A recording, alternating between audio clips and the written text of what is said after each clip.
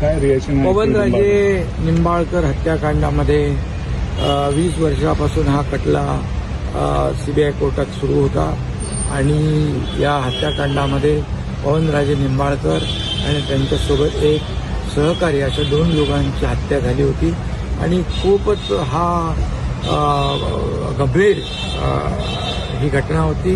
गंभीर हत्याकांड होतं आणि 20 वर्षापासून ही केस सुरू होती आणि त्यांच्या परिवारांना देखील आणि आम्हाला देखील सर्वांना एक असा विश्वास होता की या खटल्यामध्ये, या खून खटल्यामध्ये आरोपींना सजा होईल.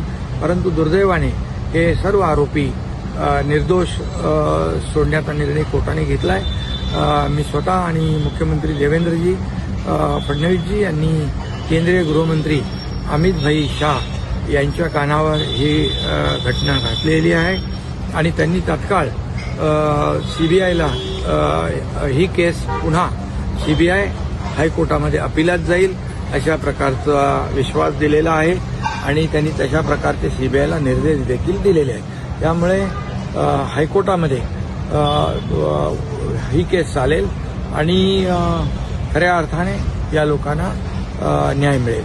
अमित शहाकडे काय बोललं का असं? अमितभाईंशी गृहमंत्री महोदय अमितभाई शाह यांच्याशी आम्ही दोघंही बोललो. मीही बोललो, मुख्यमंत्री देवेंद्र फडणवीसजी बोलले आणि या परिवाराला न्याय मिळाला पाहिजे अशा प्रकारची भावना आम्ही व्यक्त केलेली आहे.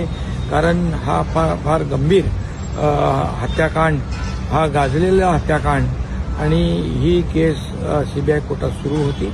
परंतु दुर्दैवाने निकाल जो आहे, निकालामध्ये या आरोपींना सजा लागेल अशा प्रकारची खात्री सगळ्यांना होती. तर दुर्दैवाने निकालामध्ये कोर्टाने त्यांना निर्दोष सोडलेलं आहे आणि त्याच्या विरोधामध्ये सीबीआय हायकोर्टामध्ये अपील करते आहे.